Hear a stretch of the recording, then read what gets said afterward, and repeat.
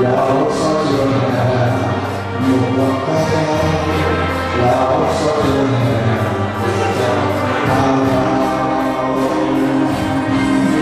Xin hắn về người đất nước ơi, xin hắn về tổ quốc ơi, suốt đời anh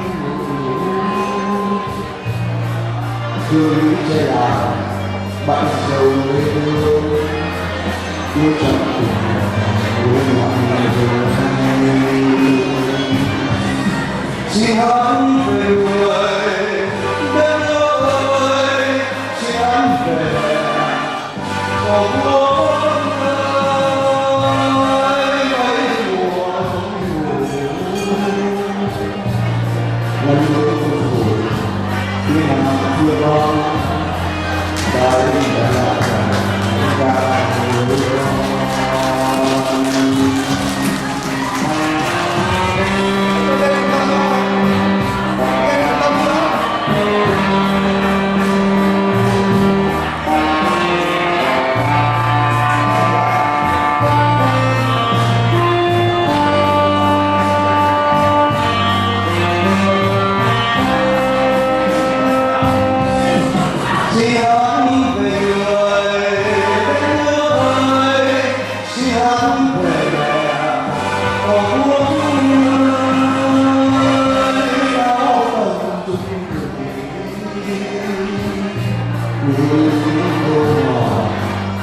Hãy subscribe cho kênh Ghiền Mì Gõ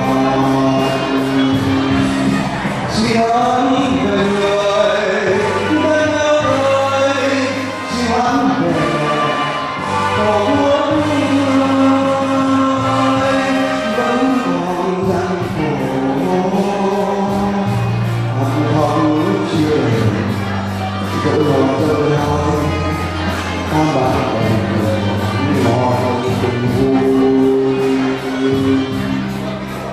hấp dẫn.